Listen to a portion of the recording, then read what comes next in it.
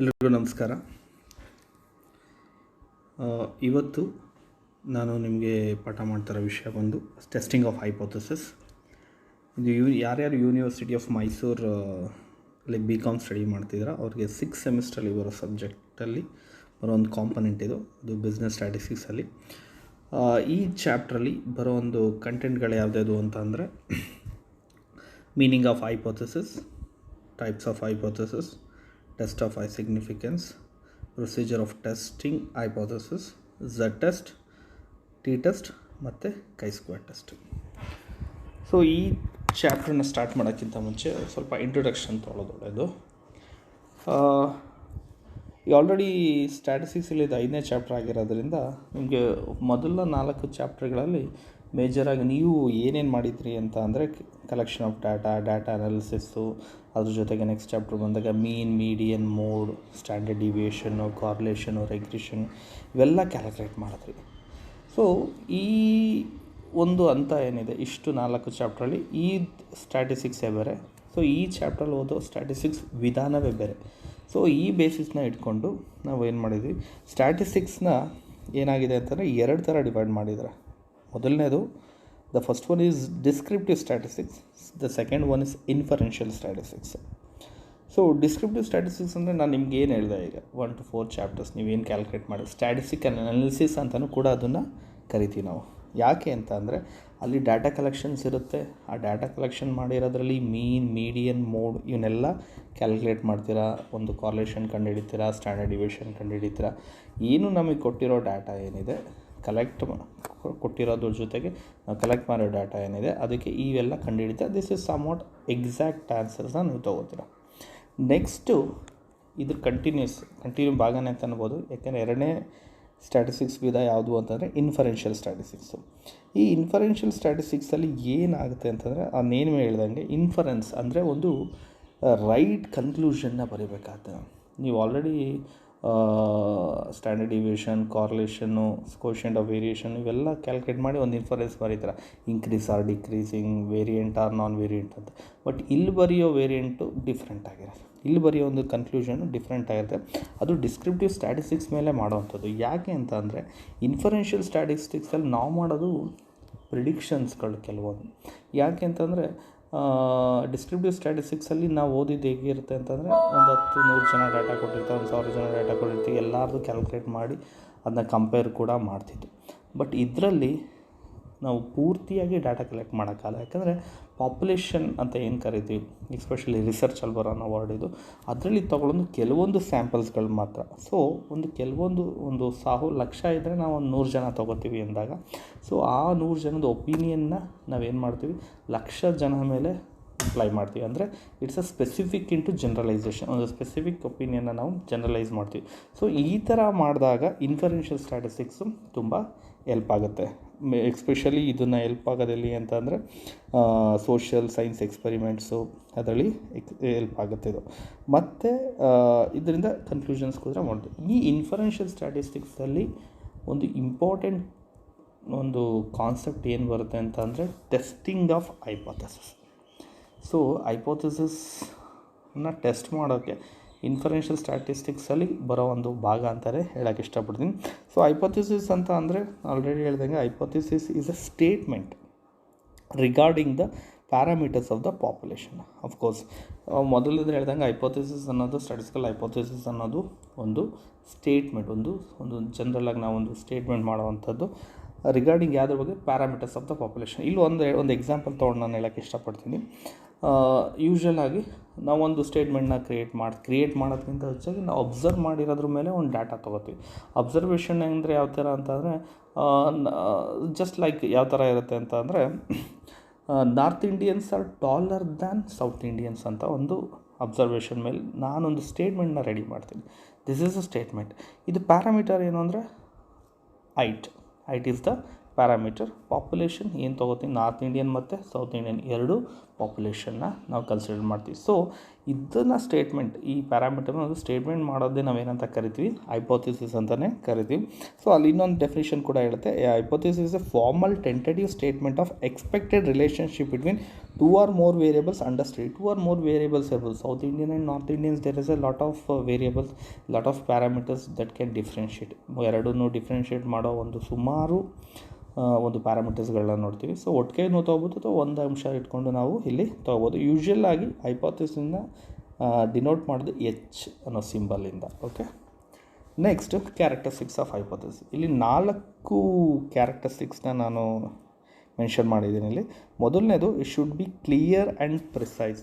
Clear ಮತ್ತು precise ಆಗಿರಬೇಕು. ಮತ್ತು ಎರಡನೇದು, it is hypothesis is a relational hypothesis ಅಂತ ನಾವೇ ಕರಿತೀವಿ. ಮೂರನೇದು, specific. It should be specific ಆಗಿ ಮತ್ತು ಒಂದು ಟೆಸ್ಟ್ ಕಂಡಕ್ಟ್ ಮಾಡೋಕ್ಕೆ ಸ್ಕೋಪ್ ಇರೋವಂಥದ್ದಾಗಿರಬೇಕಾಗತ್ತೆ. ಇನ್ನು ನಾಲ್ಕನೇದು, it should be simple.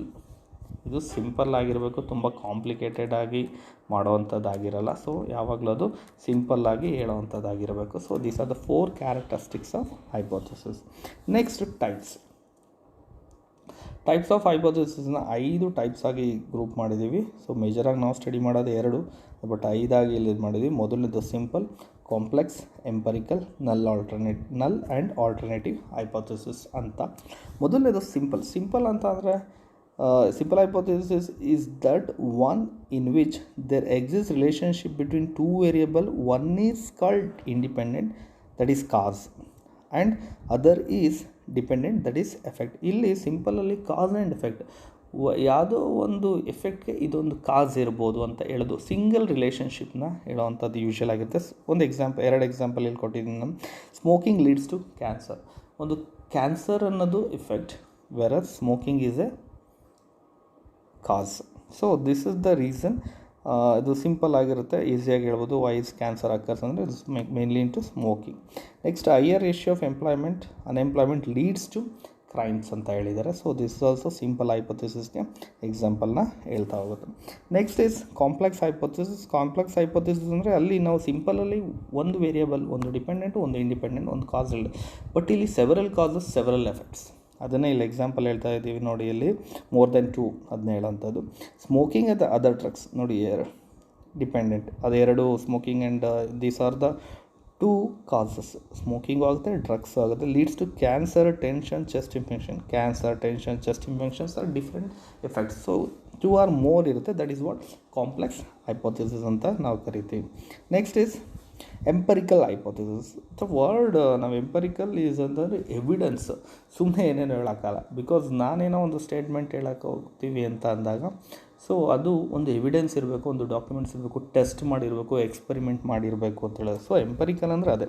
Empirical data is produced by experiment and observation ಅಂತ ಅರ್ಥ. ಸೊ ಒಂದು ಎಕ್ಸಾಂಪಲ್ ಕೊಟ್ಟಿದ್ರೆ, how is the ability of 9th class students in learning moral values. This a question type ಇರುತ್ತೆ empirical. ಈಗ 9th class ಸ್ಟೂಡೆಂಟ್ಸ್ಗೆ moral values ಬಗ್ಗೆ ನಾವು teach ಮಾಡಿದ್ರೆ, are they really having ability to take up, ಅದನ್ನು ತೊಗೊಳ್ಳೋ ಶಕ್ತಿ ಇದೆಯೋ ಇಲ್ವೋ ಅಂತದ್ದು. ಅದು ಯಾವಾಗ ಗೊತ್ತಾಗೋದು ಅಂದರೆ ನಾನು ಟೆಸ್ಟ್ ಮಾಡಿದಾಗ, ಎಕ್ಸ್ಪರಿಮೆಂಟ್ ಮಾಡಿದಾಗ. ಸೊ ಈ ಎಕ್ಸ್ಪರಿಮೆಂಟ್ ಮಾಡೋಂಥದ್ದು ಹೈಪೋಥಿಸಿಸ್ಗಳನ್ನ ನಾವೇನಂತ ಕರಿತೀವಿ ಅಂತ ಅಂದರೆ ಎಂಪರಿಕಲ್ ಹೈಪೋಥಿಸಿಸ್ ಅಂತ ನಾವು ಕರಿತೀವಿ. Next is null hypothesis. Very important. ಯಾಕೆ ಅಂತಂದರೆ ನೀವು ಮುಂದಿನ ಲೆಕ್ಕಗಳು ಮಾಡೋವಂಥದ್ದು ನಲ್ ಹೈಪೋಥಿಸಿಸ್, ಆಲ್ಟರ್ನೇಟಿವ್ ಹೈಪೋಥಿಸಿಸ್ ಮೇಲೆ ಆಗಿರೋದ್ರಿಂದ. ಸೊ ಇದು ತುಂಬ ಇಂಪಾರ್ಟೆಂಟ್ ಅಂತ ಹೇಳೋಕ್ಕೆ ಇಷ್ಟಪಡ್ತೀನಿ. ನಲ್ ಹೈಪೋಥಿಸಿಸ್ ಯೂಶ್ವಲ್ ಆಗಿ ಈಕ್ವಾಲಿಟಿನ ರಿಸೆಂಬಲ್ ಮಾಡುತ್ತೆ ಯಾವಾಗಲೂ. All are equal. ನಾನೊಂದು ಸ್ಟಾರ್ಟಿಂಗ್ ಹೈಪೋಥಿಸಿಸ್ ಹೇಳ್ಬೇಕಾದ್ರೆ ನಿಮ್ಮದು ಎಕ್ಸಾಂಪಲ್ ಹೇಳಿದೆ, north Indians are taller than south Indians ಅಂತ. ಸೊ ನಲ್ ಹೈಪೋಥಿಸಿಸ್ ಯೂಶ್ವಲ್ ಆಗಿ north Indians heights are equal to south Indians, ಇಬ್ಬರು ಹೈಟ್ ಈಕ್ವಲ್ ಅನ್ನೋ ಒಂದು ಅಸಂಪ್ಷನ್ ಮೇಲೆ ನಲ್ ಹೈಪೋಥಿಸಿಸ್ ಕ್ರಿಯೇಟ್ ಆಗುತ್ತೆ. ನಲ್ ಹೈಪೋಥಿಸಿಸ್ ಯಾವಾಗಲೂ ಹೇಳಿದೆ there is no significant difference. ಅಲ್ಲೇ ಹೇಳ್ತಾ ಇದೆ ನೋಡಿ ಅಲ್ಲಿ, that there is no significant difference between specified populations, any observed difference being due to sampling or experimental error. So ಅದನ್ನು ಹೇಳ್ತಾ ಇರೋದು, ಯಾವುದೇ ರೀತಿ ಡಿಫ್ರೆನ್ಸ್ ಇರಲ್ಲ.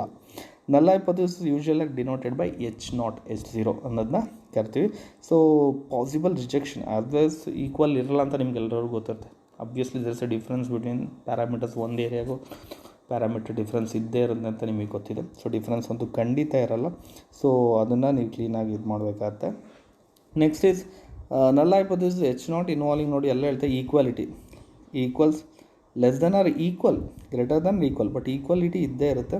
ನಲ್ ಹೈಪೋಥೆಸಿಸ್ ಟ್ರೂ, ಡೂ ಯುವರ್ ಅನಾಲಿಸಿಸ್ನ ಮಾಡೋಕ್ಕೆ ತುಂಬ ಅಲ್ವಾದ. ಆಲ್ವೇಸ್ ನಲ್ ಹೈಪೋಥೆಸಿಸ್ನ ರಿಜೆಕ್ಟ್ ಮಾಡೋಕ್ಕೆ ನಾವು ಟ್ರೈ ಮಾಡ್ತೀವಿ, ಯಾಕಂದರೆ ದೆರ್ ಇಸ್ ನೋ ಈಕ್ವಾಲಿಟಿ ಅಂತ ಒಂದು ಅಸಂಪ್ಷನ್ ಮೇಲೆ. ನೆಕ್ಸ್ಟ್ ಇಸ್ ಇದಕ್ಕೆ ಕಾಂಟ್ರಡಿಕ್ಟರಿ ಆಗಿ, ನಲ್ ಹೈಪೋಥೆಸಿಸ್ಗೆ ಕಾಂಟ್ರಡಿಕ್ಟರಿ ಆಗಿ ಬರೋವಂಥದ್ದು alternative hypothesis.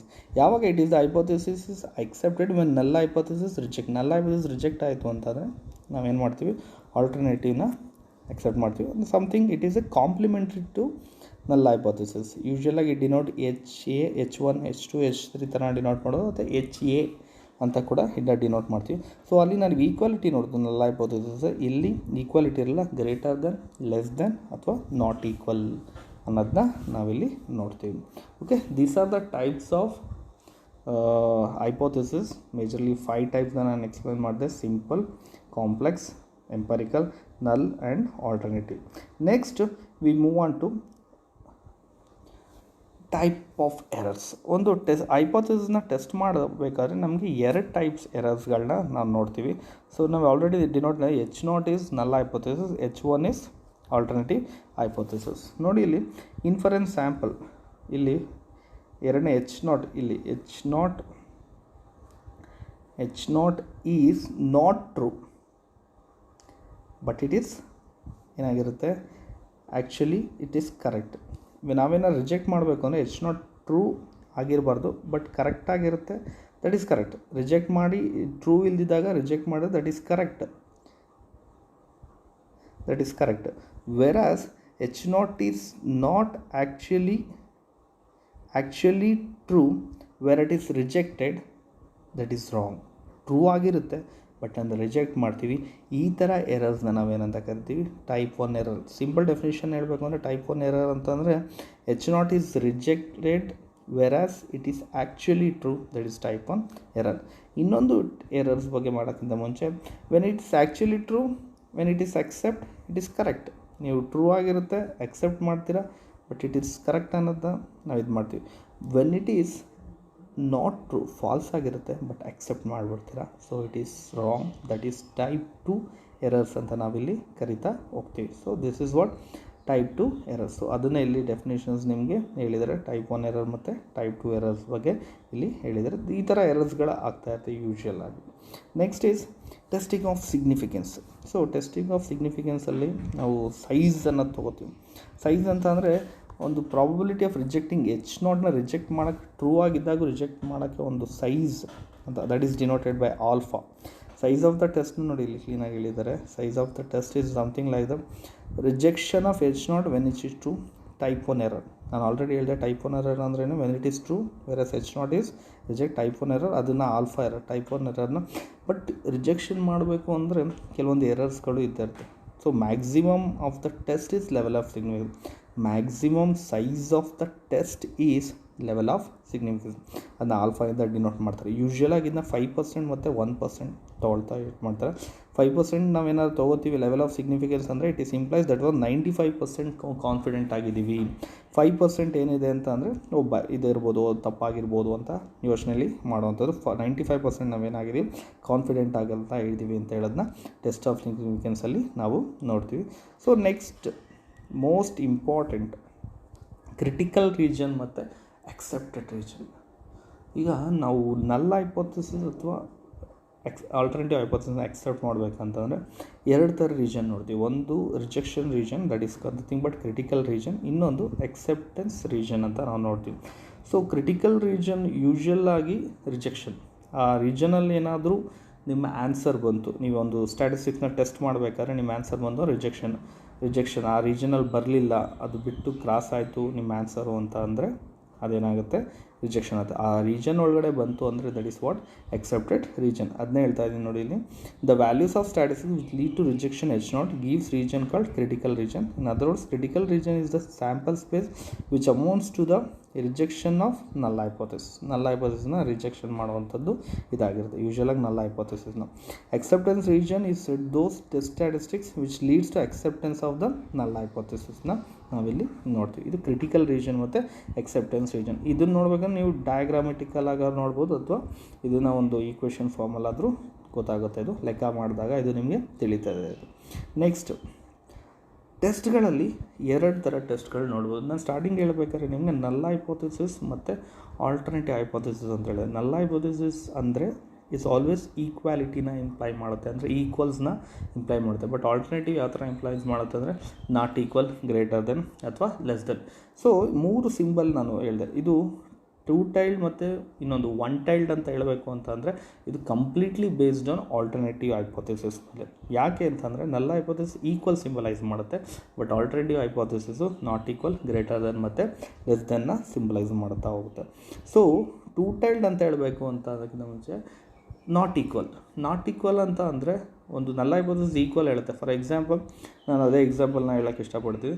So north Indians are taller than south Indians ಅಂತ ಹೇಳಿದಾಗ ಅಲ್ಲಿ ನಲ್ ಹೈಪೋಥೆಸಿಸ್ ಏನು ಹೇಳುತ್ತೆ ಅಂತ ಅಂದರೆ the height of north Indian is equal to south Indians. ಇಬ್ಬರದ್ದು ಏನಾಗ್ತಾ ಹೋಗುತ್ತೆ, ಈಕ್ವಲ್ ಆಗ್ತಾ ಹೋಗುತ್ತೆ. ಅಂದರೆ that is null. Alternative hypothesis ಏನಾಗ್ಬೋದು ಅಂದರೆ ನಾವೇನಂತ ಹೇಳ್ಬೋದು, ಇಲ್ಲ north Indians heights are not equal to south Indians, ಅಂದರೆ ನಾಟ್ ಈಕ್ವಲ್ ಸಿಂಬಲ್ ಹೇಳ್ಬೋದು. ಇಲ್ಲಾಂದರೆ north Indians are taller than south Indians ಅಂತ ಹೇಳ್ಬೋದು. ಇಲ್ಲ ಇನ್ನೊಂದು ಏನು ಹೇಳೋದು, north Indians are not taller than or shorter than south Indians ಅಂತ ಹೇಳೋದು. 3 ಥರ ಆಲ್ಟರ್ನೇಟ್ ನಮ್ಗೆ ಸಿಗ್ತಾ ಹೋಗುತ್ತೆ. ಒಂದು ನಾಟ್ ಈಕ್ವಲ್ ಸಿಗುತ್ತೆ, ಒಂದು ಗ್ರೇಟರ್ ದೆನ್ ಸಿಗುತ್ತೆ, ಇನ್ನೊಂದು ಈಕ್ವಲ್ ಸಿಗುತ್ತೆ.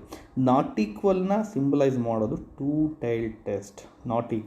ನಾಟ್ ಈಕ್ವಲ್ನ ಸಿಂಬಲೈಸ್ ಮಾಡೋದು ಯಾವುದು ಅಂತಂದರೆ 2 ಟೈಲ್ಡ್ ಟೆಸ್ಟ್. ಅಂದರೆ ಅದು ಮೋರ್ ದೆನ್ ಆದರೂ ಆಗ್ಬೋದು ಅಥವಾ ಲೆಸ್ ದೆನ್ ಆದರೂ ಆಗ್ಬೋದು. ಅಂದರೆ ಎರಡೂ ಸೈಡು ಬರುತ್ತೆ. ಒಂದು ನೆಗೆಟಿವ್ ಆರ ಬರ್ಬೋದು ಅಥವಾ ಪಾಸಿಟಿವ್ ಆರ ಬರೋದು. ಇಲ್ಲಿ ಹೇಳ್ತೇನೆ ನೋಡಿ, 2 tailed test is a test of statistical hypothesis where rejection region is located both the tiles of the probability curve of null hypothesis distribution of test statistic ಅಂತ ಹೇಳ್ತಾರೆ.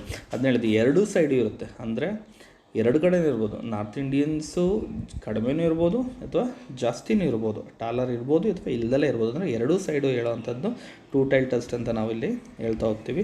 ಸೊ ಯೂಶ್ವಲಾಗಿ ನಾನು ಹೇಳಿದೆ ನಿಮಗೆ ನೋಡಿ ಇಲ್ಲಿ which is not equal symbolize ಮಾಡುತ್ತೆ ಇದು ಅಂತ ಹೇಳಿದೆ.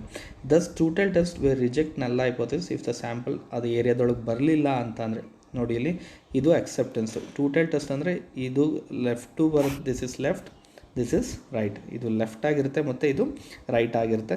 So this is negative symbolise ಮಾಡುತ್ತೆ ಮತ್ತು ಇದು ಪಾಸಿಟಿವ್ ಸಿಂಬಲೈಸ್ ಮಾಡುತ್ತೆ. ಸೊ ನಾಟ್ ಈಕ್ವಲ್ ಎರಡು ಕಡೆನೂ ಇರುತ್ತೆ. ಸೊ ಅಕ್ಸೆಪ್ಟೆಡ್ ರೀಜನ್ ನೋಡಿ ಇಲ್ಲಿ, ಅಕ್ಸೆಪ್ಟೆಡ್ ರೀಜನ್ ನಿಮಗೆ ನೋಡಿ ಇಲ್ಲಿ. So this is accepted region. So ಇದು ಅಕ್ಸೆಪ್ಟೆಡ್ ರೀಜನ್ ಇರುತ್ತೆ, ಈ ಏರಿಯಾದೊಳಗೆ ಬರುತ್ತೆ. ಸೊ ಇದ್ರ ಬಿಟ್ಟು ಕ್ರಾಸ್ ಆದರೆ ದಟ್ ಇಸ್ ರಿಜೆಕ್ಷನ್ ರೀಜನ್. ಅದೇ ರೀತಿ ರೈಟಲ್ಲಿ ಬಂದಾಗಲೂ ನಾವು ರಿಜೆಕ್ಷನ್ ರೀಜನ್ ಅಂತಲೂ ಕರಿತೀವಿ. ಸೊ ಇದು left, this is right. So extreme right extreme left ಅಲ್ಲಿ ಹೋದರೆ ಅದು ಕ್ರಾಸ್ ಆಯಿತು ಅಂತಂದರೆ ದಟ್ ಈಸ್ ರಿಜೆಕ್ಷನ್ ರೀಜನ್. ನಾವು ಕಂಡುಹಿಡಿದಿರೋ ವ್ಯಾಲ್ಯೂ ಈ ಇಷ್ಟರೊಳಗೆ ಇರಬೇಕಾಗುತ್ತೆ. That is what equal to is accepted region ಅಂತ ಕರಿತೀವಿ. So this is 2 tailed test. 2 tailed test ಅಂದರೆ ನಮ್ಗೆ ಒಂದು ತಲೆಯಲ್ಲಿ ಇಟ್ಕೋಬೇಕಾದ್ರೆ ದಿಸ್ ಇಸ್ ನಾಟ್ ಈಕ್ವಲ್ ಅಂದರೆ ನೆಗೆಟಿವ್ ಆರ ಬರ್ಬೋದು, ಪಾಸಿಟಿವ್ ಎರಡರ ಮಧ್ಯನೂ ಬರ್ಬೋದು. So that is may be left or right, ಎರಡು ಸೈಡು ಅದು ಇರುತ್ತದೆ. Next is 1 tailed test. 1 tailed test ಅಂತಂದರೆ ನಾನು ಆಲ್ರೆಡಿ ಹೇಳ್ದಂಗೆ ಆಲ್ಟರ್ನೇಟಿವ್ ಹೈಪೋಥೆಸಿಸ್ ನಾಟ್ ಈಕ್ವಲ್ ಆಗುತ್ತೆ, ಗ್ರೇಟರ್ ದೆನ್ ಆಗುತ್ತೆ, ಲೆಸ್ ದೆನ್ ಆಗುತ್ತೆ. ಸೊ ನಾಟ್ ಈಕ್ವಲ್ನ ನಾವು ಆಲ್ರೆಡಿ 2 ಟೈಲ್ಡ್ ಟೆಸ್ಟ್ ಅಂತ ಮಾಡಿದ್ವು. ವೆರಸ್ 1 ಟೈಲ್ಡ್ ಟೆಸ್ಟಲ್ಲಿ ಎರಡು ಥರ ಬರುತ್ತೆ, ಒಂದು ರೈಟ್ ಟೈಲ್, ಇನ್ನೊಂದು ಲೆಫ್ಟ್ ಟೈಲ್ ಅಂತ. ನಾನು ಇನ್ನೊಂದು ಸಿಂಬಲ್ ಹೇಳಿದೆ, ಗ್ರೇಟರ್ ದೆನ್ ಮತ್ತು ಲೆಸ್ ದೆನ್. ಗ್ರೇಟರ್ನ ರೈಟ್ ಟೈಲ್ ಅಂತ ಕರಿತೀವಿ, ಲೆಸ್ ಬಂತು ಅಂದರೆ ಲೆಫ್ಟ್ ಟೈಲ್. ಸೇಮ್ ಎಕ್ಸಾಂಪಲ್ಲು ನಾವು ಹೇಳ್ದಂಗೆ ನಿಮಗೆ north Indians are taller than south Indians. Taller than ಅಂದರೆ ಗ್ರೇಟರ್ ದೆನ್. ನಾವು ರೈಟ್ಸ್ ಎಲ್ಲ ಸೆಂಟಿಮೀಟ್ರ್ ನಾವು ತೊಗೊಂಡಾಗ ಗ್ರೇಟರ್ ದ್ಯಾನ್ ಸಿಂಬಲ್ ಬರುತ್ತೆ, ಅದು ರೈಟ್ ಟೈಲ್ ಆಗುತ್ತೆ. ಇಲ್ಲ ಟಾಲರ್ ದೆನ್ ಇಲ್ಲ ಅಂತ ಅಂದಾಗ north Indians are shorter than ಅಂತಂದರೆ ಲೆಸ್ ದ್ಯಾನ್ ಸಿಂಬಲ್ ಬರುತ್ತೆ. ಸೊ ಎರಡೂ 1 ಟೈಲೇ, ಒಂದು ಲೆಫ್ಟ್ ಟೈಲ್ ಆಗುತ್ತೆ, ಒಂದು ರೈಟ್ ಟೈಲ್ ಆಗುತ್ತೆ. ರೈಟ್ ಗ್ರೇಟರ್ ದೆನ್ ಇದ್ದರೆ ರೈಟ್ ಟೈಲ್ ಆಗುತ್ತೆ, ಲೆಸ್ ದೆನ್ ಇದ್ದರೆ ಅದು ಲೆಫ್ಟ್ ಟೈಲ್ ಆಗ್ತಾ ಹೋಗುತ್ತೆ. ಸೊ ನೋಡಿ ಅದನ್ನ ಹೇಳ್ತೆ 1 tail test is a test of statistical hypothesis where the rejection region will be located at only 1 tile of the probability curve of the null distribution of the test statistic. The rejection region will be either left or right tile. The curve depend upon the alternative hypothesis. ನಾನು already ಇದು symbol ಏನು ಹೇಳಿದೆ, less than ಮತ್ತು more than ಅಂತ ಇಲ್ಲಿ ಹೇಳಿರೋದು. So ಇಲ್ಲಿ ನೋಡಿ ಇದೆ ಇದು ಎಚ್ ನಾಟ್ ಯಾವಾಗಲೂ ಮ್ಯೂ ಈಸ್ ಈಕ್ವಲ್ ಟು ನಾವೇನು ಹೇಳ್ತೀವಿ ಈಕ್ವಲ್ಸ್ ಆಗಿರುತ್ತೆ. ಇದು ಮ್ಯೂ ಅನ್ನೋದನ್ನ ನಾವು ನಾರ್ತ್ ಇಂಡಿಯನ್ಸ್, ಮ್ಯೂ ನಾಟ್ ಅನ್ನೋದನ್ನ ಸೌತ್ ಇಂಡಿಯನ್ಸ್ ಅಂತ ತೊಗೊಂಡ್ರೆ ಎರಡೂ ಈಕ್ವಲ್ ಬರುತ್ತೆ. H1 ಬೇಕಾದ್ರೆ ಲೆಸ್ ದೆನ್ ಆಗ್ಬೋದು, ನಾಟ್ ಈಕ್ವಲ್ ಬಂದರೆ ಟೂ ಟೈಲ್ ಆಗುತ್ತೆ. ಲೆಸ್ ದೆನ್ ಇದ್ದರೆ ಲೆಫ್ಟ್ ಟೈಲ್ ಆಗುತ್ತೆ, ಅದೇ ಗ್ರೇಟರ್ ದೆನ್ ಇದ್ದರೆ ರೈಟ್ ಟೈಲ್ ಆಗುತ್ತೆ. ಸೊ ಲೆಫ್ಟ್ ಟೈಲ್ ಟೆಸ್ಟ್ ಅಂದರೆ ಒನ್ ಟೈಲಲ್ಲಿ ಲೆಫ್ಟ್ ಟೈಲ್ ಟೆಸ್ಟ್ ಮತ್ತು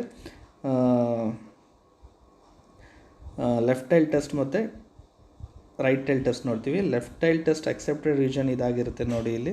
so this is activated, rejection region ಈ ಕಡೆ ಬಂದಿರುತ್ತೆ.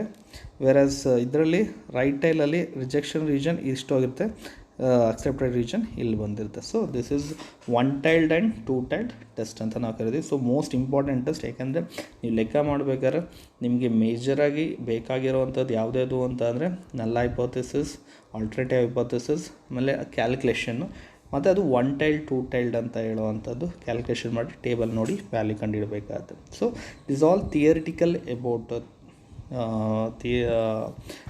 ಟೆಸ್ಟಿಂಗ್ ಆಫ್ ಹೈಪೋಥೆಸಿಸ್ ಅಂತ ಹೇಳೋಕ್ಕೆ ಇಷ್ಟಪಡ್ತೀನಿ. ಸೊ ಈ ಕ್ಲಾಸ್ಗೆ ಇಷ್ಟು ಥಿಯರಿ ಇರುತ್ತೆ. ನೆಕ್ಸ್ಟ್ ವೀಡಿಯೋದಲ್ಲಿ, ನೆಕ್ಸ್ಟ್ ಕ್ಲಾಸ್ಗಳಲ್ಲಿ ನಾನು ನಿಮಗೆ ಝೆಡ್ ಟೆಸ್ಟ್ ಬಗ್ಗೆ ನಾನು ನಿಮ್ಗೆ ಹೇಳ್ತೀನಿ. ಅದ್ರ ನೆಕ್ಸ್ಟು ಟಿ ಟೆಸ್ಟ್ ಮತ್ತು ಕೈ-ಸ್ಕ್ವೇರ್ ಟೆಸ್ಟ್ನ ಹೇಳೋಕ್ಕೆ ಇಷ್ಟಪಡ್ತೀನಿ. ಇವತ್ತು ನಾವು ಮಾಡಿರೋದು ಕಂಪ್ಲೀಟಾಗಿ ಥಿಯರಿ ಏನು ಬೇಕಾಗಿರುತ್ತೆ, ಒಂದು ಟೆಸ್ಟಿಂಗ್ ಹೈಪೋಥೆಸಿಸ್ ಅದನ್ನು ನಾನಿಲ್ಲಿ ಕಂಪ್ಲೀಟ್ ಮಾಡಿದ್ದೀನಿ. Thank you all.